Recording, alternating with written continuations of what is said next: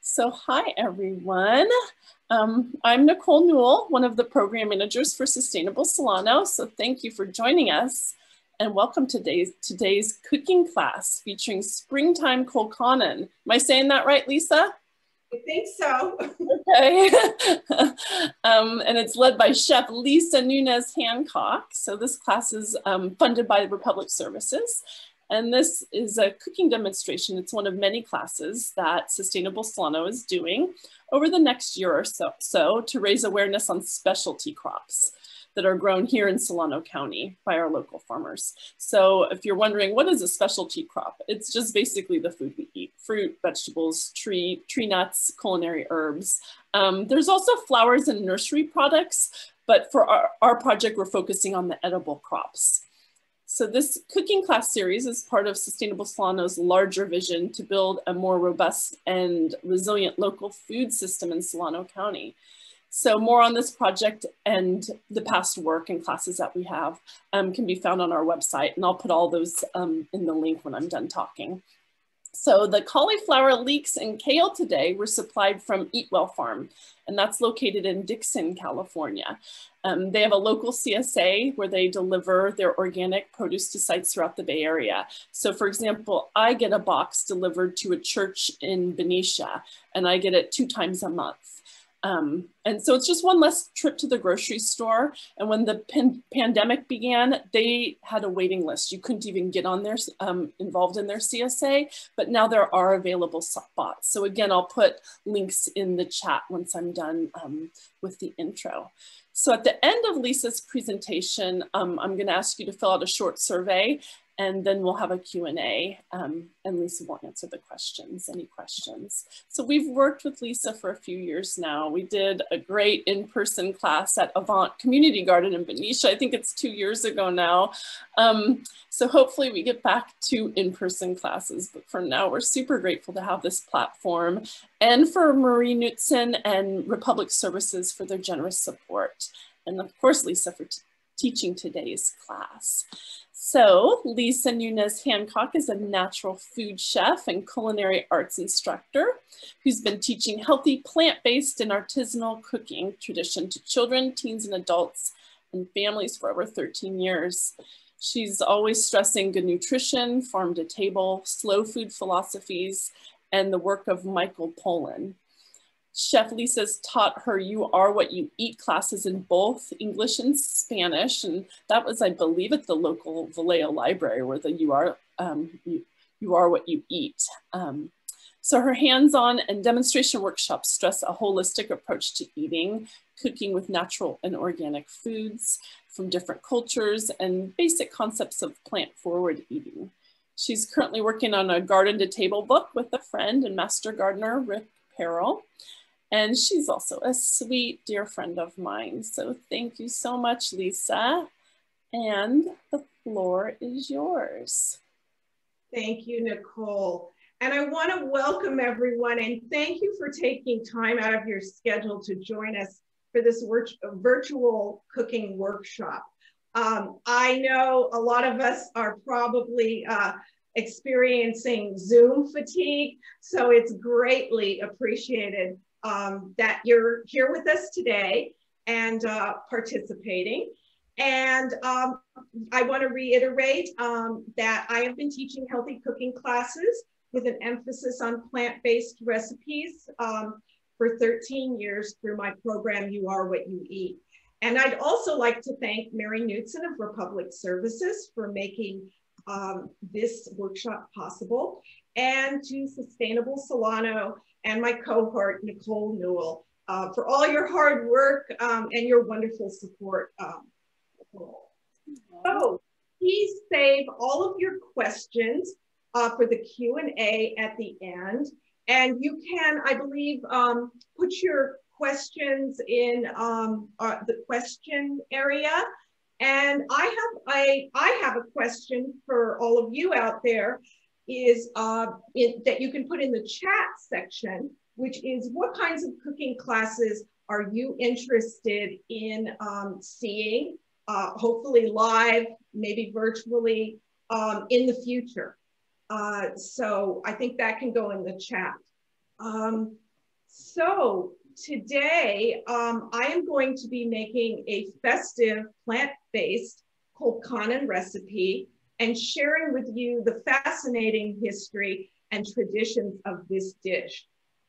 We are about a week away from the spring equinox on the 20th, and next week is St. Patrick's Day on the 17th. And the time is changing this weekend. So spring is almost here. And I wanted to create a workshop that marks this transition from winter to springtime with a recipe that celebrates the beautiful produce of the season. And it's important for us to eat seasonally and locally whenever possible, because it's good for our health, it's good for the environment, it's good for our communities, and it's good for the local farmers. And thank you, a shout out to Eat Well in Dixon for this beautiful produce. This recipe, Colcannon, is Irish soul food. And it's a wonderful rustic recipe, and it's a recipe that is filled with this fantastic folklore. And as Nicole knows, I have been looking forward to doing this particular workshop for a really long time. I'm going to start with a really brief history of Colcannon. And during the 1600s and 1700s in Europe, specifically Ireland, cabbages, potatoes, and leeks were considered the food of the common people. And so it was inevitable that many dishes utilizing these easy to access, easy to grow, hearty vegetables that recipes would evolve from these vegetables. The word Colcannon comes from the Gaelic, and I'm really going to butcher this, Colcannon. If anybody out there has the correct pronunciation, that would be great, which means white-headed cabbage. But it's also believed that the name is a derivative of the Old Irish Cannanan, translated as garlic, onion, or leek, which are all in the allium family. In Ireland, the tradition to serve Colcannon is to serve it on All Hallows Eve, which is Halloween. And the Irish refer to the evening as Colcannon night. The thing that I find fascinating is that it's a meal that is used in fortune telling and by charms hidden in the food. And I'm going to go into detail on that later in the program when we start plating the dish. Colcannon is also a recipe that is served on St. Patrick's Day, so which is next week. And it also utilizes produce that is specific to this season, especially here where we are in Northern California. The main ingredients for this dish are really easily available. They're inexpensive. You can find them at your local farmer's market. Here where we live, we have a wonderful weekly farmer's market in Vallejo. As Nicole mentioned, you can get them in your CSA boxes. So at this point, I would like to put the recipe up, please. And I'm going to talk real briefly about the health benefits of cruciferous vegetables. And as you can see by the recipe we have up, it's heavy on cruciferous vegetables. And I want to talk about the health benefits of these specific vegetables.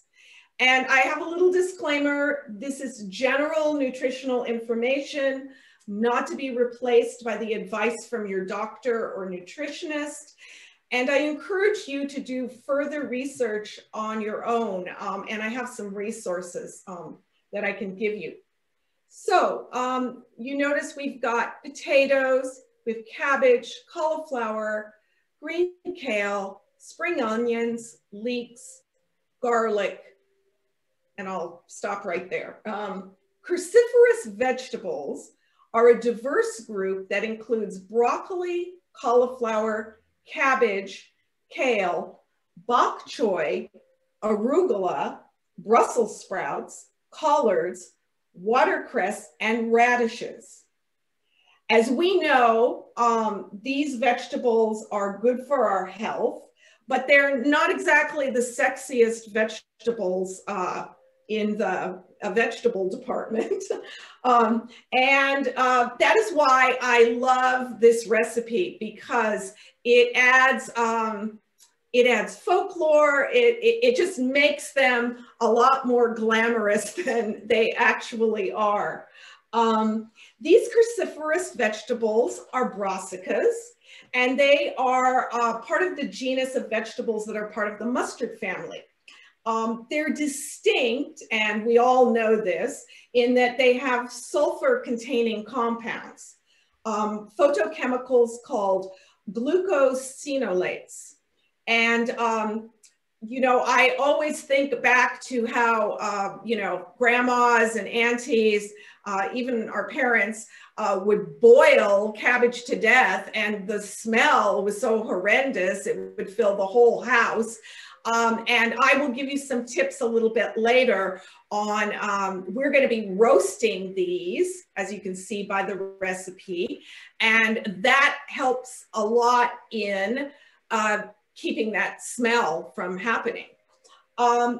Because cruciferous vegetables are high in fiber, they are beneficial to our microbiomes and function as prebiotic material feeding our good gut bacteria.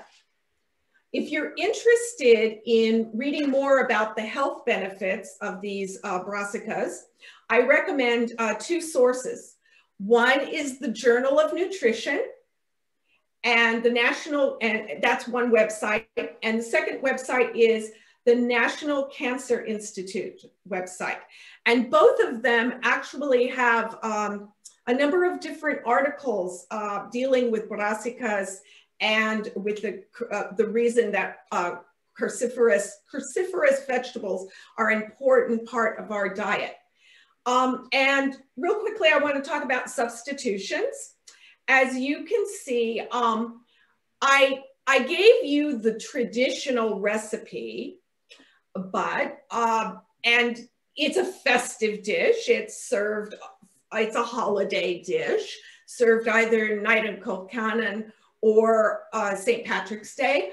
But if you want to sort of adjust it for health reasons, I want to offer you some alternatives to a couple of different ingredients. So yes, you can use a butter substitute or olive oil in this recipe. You can also substitute the cream or half and half with milk, Greek yogurt, or a dairy alternative like a nut or oat milk. But I caution you, I have a little warning. Make sure that if you're going to use a nut milk, that it isn't a flavored one and it doesn't have a sweetener, because you want a very, very neutral taste in that nut milk. So yes, you can lower the salt. You can adjust this recipe in any way that is best for your dietary requirements. So I would love for the recipe to come down, and I'm going to, okay.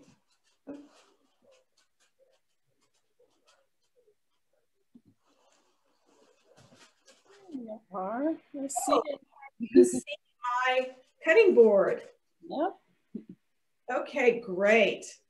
So I'm going to talk a little bit about the ingredients, and then I'm going to start to cook and demo this. The recipe calls for 8 russet potatoes, and of course, this recipe makes 6 servings. So it is for a party, but It's also one of those great meals that you can make a big pot of it and enjoy it throughout the week. And tonight I'm going to share my Colcannon with my neighbors. So 8 russet potatoes. It's really important to use a russet, and can everyone kind of see? They can see this russet. Russet potatoes make the best mashed potatoes. Fluffy, light, pillowy, wonderful. Other types of like Yukon Gold, it's going to have a waxy surface and it doesn't quite create the same type of fluffy mashed potato. A small head of cabbage, and I have some cabbage here, and cauliflower, and kale, and the spring onions, and we've got the leeks prepped and the garlic prepped. So what you will be doing is you will be roasting your cabbage, your leeks, your cauliflower, and even your garlic. And I would cut them up into smaller pieces, put them in some type of roasting pan, and do the cauliflower in florets. And this will allow it to cook more quickly. The cauliflower and the cabbage are going to take a little bit longer than the leeks. And I'm going to give you an estimate on the roasting time. The leeks are probably going to take 15 minutes, and also the roasted garlic. And the cauliflower is probably going to take the longest. It could take about 45 minutes. And the cabbage, it kind of depends on your oven. And I put just a little bit of water. You could sprinkle a little olive oil over them. And the difference is that boiling the cabbage releases these kind of sulfur sort of enzymes that really are smelly. And so roasting is a preferable way to cook brassicas. Now, with regard to the russet potatoes, you could start roasting them with all of the vegetables, but ultimately they are going to be peeled and they are going to be boiled. And I save everything to either compost. I don't have chickens, but Nicole's got chickens. So this is like all the little bits and bobs that are left over in cooking can go to chickens. But my dog also, she really, really loves the bits and bobs. And she's 14 now, but from puppyhood, she's gotten used to eating veggies as part of her food. So you will be peeling these and then boiling the russet potatoes. You can, all of your vegetables, you will test them for doneness. So when you can poke them with a fork and they are tender, then they will be ready. And then for the russet potatoes, you probably saw in the recipe, when they are completely cooked and tender, and you can just insert a knife, you want to drain the water off, but I do reserve the water, and I reserve that water for a couple reasons. I reserve a little bit because I may need to add in a little moisture to my mashed potatoes. And I also reserve that water because it's, all my vegetables, for the most part, are organic. And so I give that water to my dog. I put it in her food. So you are basically going to be making a pot of mashed potatoes. You will then drain the water off, put them back on the heat, dry them up a little bit, and hopefully you have one of these. Let's see, can you see that? And it seems like a obsolete and arcane kind of kitchen instrument. And this is a potato masher. Of course, you can do this in a food processor. And your end result, after you add butter or your butter substitute and your cream or your milk, dairy substitute, is going to be a mashed potato that looks like this. And we'll come back to that in just a second. So I'm going to turn on my skillet now. And we're going to go on to the kale and the onions. And I've got some Russian red kale here. And you can use any type of kale. I'm a big fan of the dino kale, which is the kind of really dark green. And what we want to do is we want to cut out the ribs. They're kind of tough. And so some of the ribs that I removed are like this. And my dog likes to eat these. These are also good for stock. And you'll want to cut the ribs out,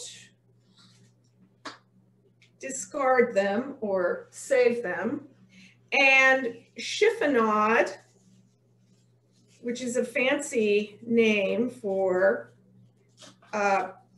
rolling up your veggie and just cutting it into bite-sized pieces. And I have some kale here that I've already prepped. And with the green onions, so we have the green part and we have the white part. We take off this little tail, and we want to reserve some of the green for garnish. And we want to just chop that up.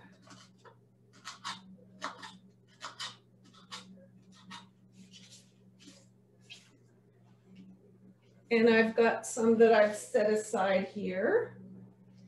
And the white part, we want to just cut that. And this is what we're going to be sauteing with the kale. Also, while we're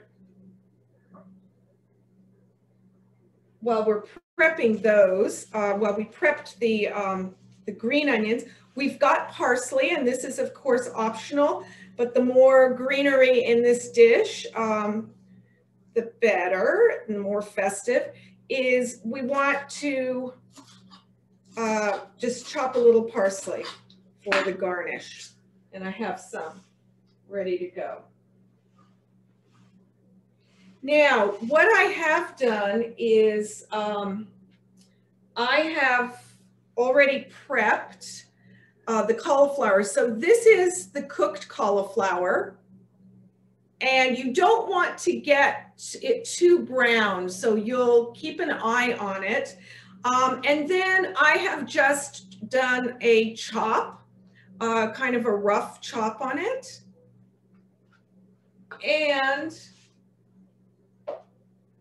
the cabbage, this is uncooked, but it would be roasted.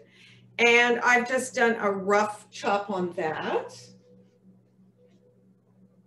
The same with the leeks. And also with the roasted garlic, I just did a rough chop. So I have my skillet, And I've put a little bit of olive oil in there. And for this festive occasion, I got some Irish butter. It's Kerrygold, but I'm not, it was just because I thought this is a festive time to use that butter, and it jumped out at me at the store. So we're just gonna put a tiny amount. Remember, you can use only olive oil, you can use a butter substitute, whatever works for your dietary needs. So I have a little olive oil, I have the butter in there, and I'm going to put in our kale that's been chopped up. And I'm going to add in the green onions. And remembering that we've got some set aside for the garnish, the green parts. And so we're going to saute these. It's going to take a couple of minutes.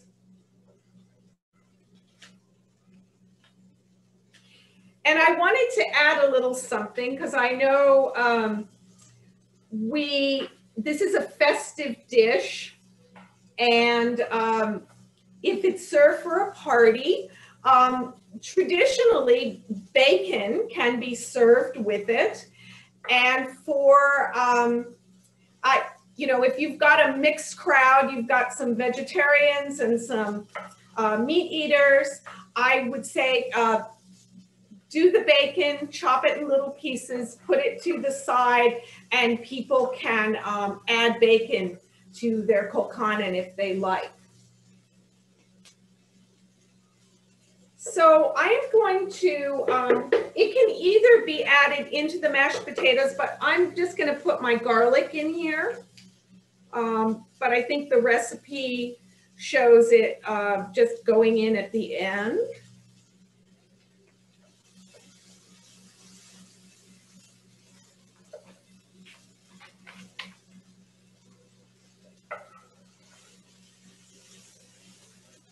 Okay.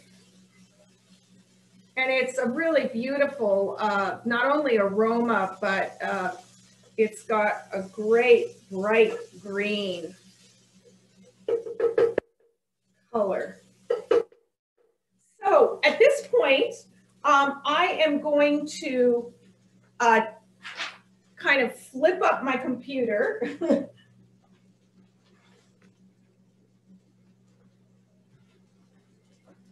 And how is that? Am I well framed, Nicole? Yep, we can see you. Great. So I want to talk about how this dish is traditionally served, and I want to talk about the fortune-telling aspect of this dish. So on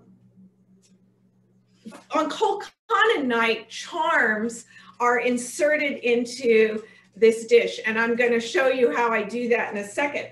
But I want to talk about the charms and what they mean. So there is a coin that is placed in the Colcannon, and I am going to suggest that you either wrap it in plastic wrap or parchment paper. I think it's really important because we don't want to have any choking issues and have to do the Heimlich maneuver during our Colcannon. So there is a coin, and the coin signifies, the person who gets the coin signifies wealth in the coming year. There is a ring, a gold ring or any type of ring, and we wrap this either in parchment or plastic wrap. And the ring signifies marriage in the coming year. There's a button, and I've wrapped one of the buttons, and here's another button. And the button, it signifies that whoever gets that, hopefully a man, remains a bachelor throughout the year.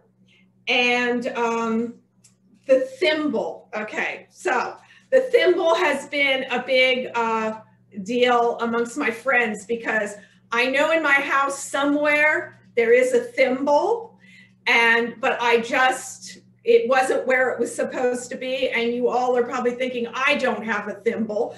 But the cute little thing about the thimble is that a friend of mine said, I've got one in my Monopoly game. So we were able to find this thimble in the Monopoly game. And the thimble signifies that the person who gets it will also remain unmarried. So the button is for the man remaining unmarried, and the thimble is for the woman remaining unmarried in the coming year.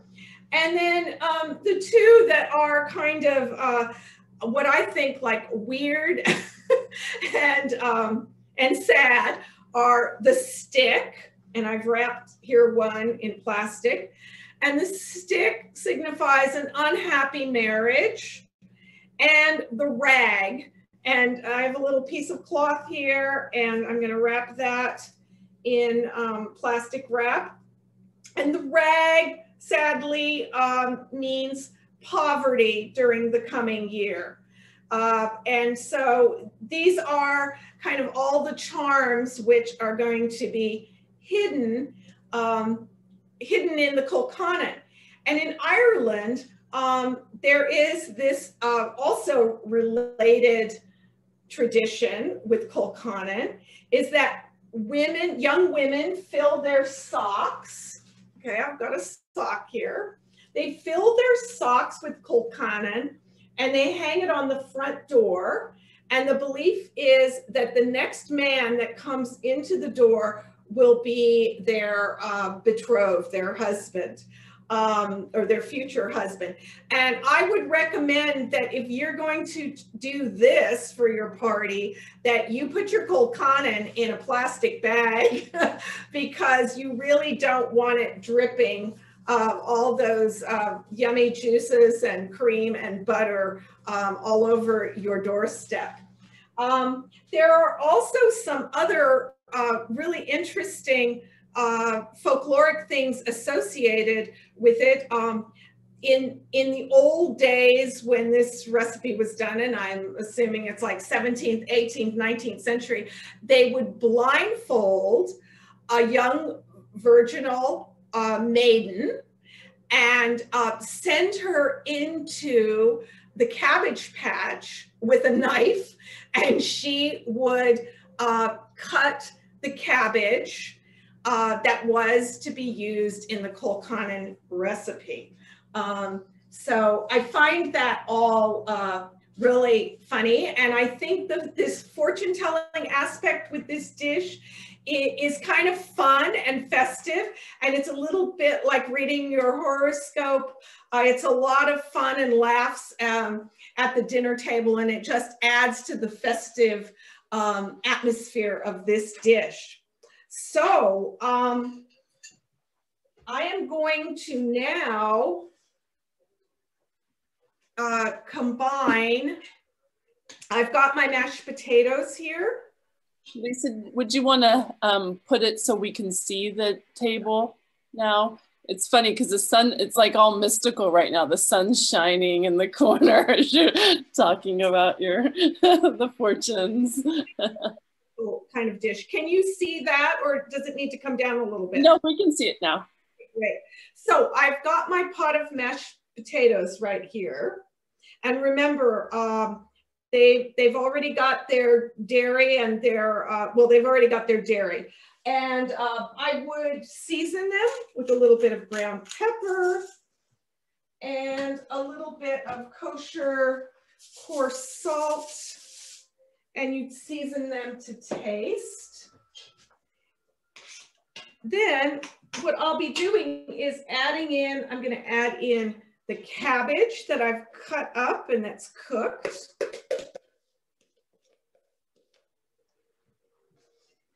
And I'm going to incorporate that all together.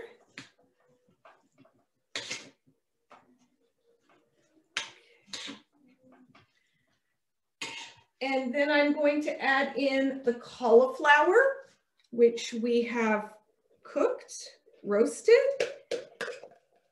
and cut into small pieces.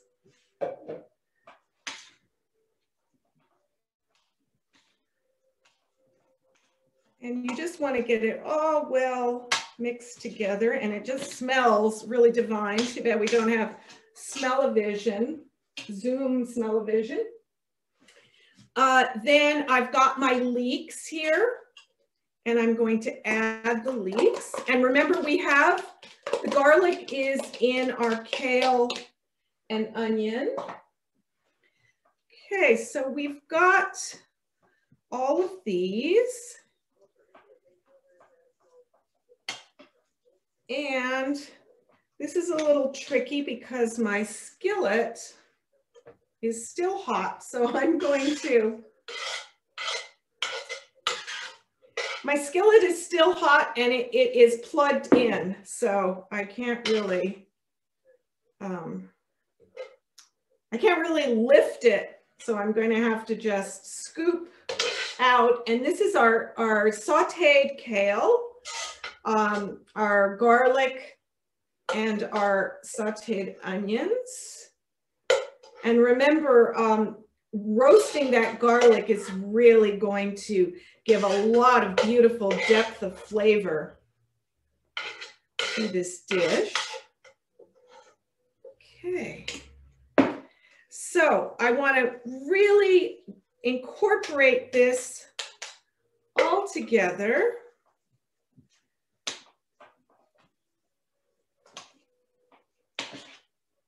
And it's just looking absolutely fantastic.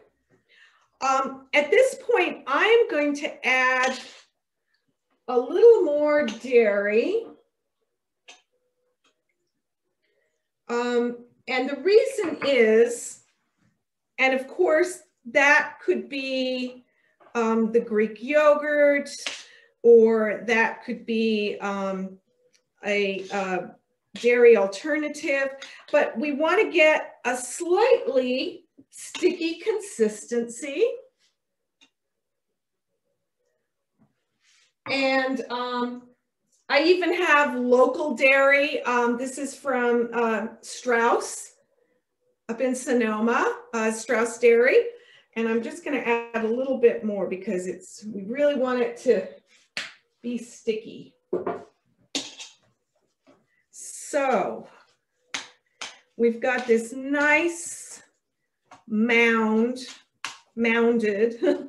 and we're going to basically, I got to make some room. We're going to be creating like a Mount St. Helena's or a Popocatépetl volcano, the one that's outside of Mexico City, or a Vesuvius. We want to create a mound, and I have a sort of baking dish here that is volcano-like, and this is the traditional way it's served. And excuse my hands.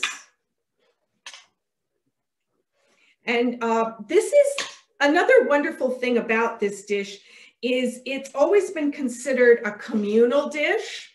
So it is served communally at the table and shared by oftentimes the family, but also it can be shared by the community. And so I am creating a volcano, and this is the fun part of cooking. This is like the arts and crafts, the crafting part of the dish. And as you can see, it's got all these wonderful veggies. It smells fantastic. It's got this great color. Okay, so now I am gonna start inserting some of the charms. That's the button, and then I'm gonna hide it. Here's the stick. Or I wrapped all those in plastic. Here is the rag. And you want to hide them well, and I'm going to cover those up. And the coin. I didn't wrap the ring or the thimble. And then I'm just going to kind of cover up those areas where I inserted the charms. And of course, if you're doing the charms, please notify your diners that to be on the lookout. Okay, now I have made a little crater here in the middle. And I've got my charms in there. And traditionally, a pat of butter, and it could be a butter alternative, a pat of butter. And now this could also be put back in the oven to be kept warm. And when it is heated and warm, then the pat of butter goes here in the crater. And cream, well, cream is poured around like a moat around your volcano. And we finish it off with a little sprinkling of green onions and a little sprinkling of parsley. And of course, the parsley is optional. So this is your plated Colcannon. And I'm going to read a poem. It's an old poem. I don't know from when, but it's a poem about Colcannon. And it's called The Auld Skillet Pot. Well, did you ever make Colcannon made with lovely pickled cream, with the greens and scallions mingled like a picture in a dream? Did you ever make a hole on top to hold the melting flake of the creamy flavored butter that our mothers used to make? Oh, you did, so did he, and so did I. And the more I think about it, sure, the nearer I am to cry. Oh, weren't them the happy days when troubles we knew not, and our mother made Colcannon in a little skillet pot?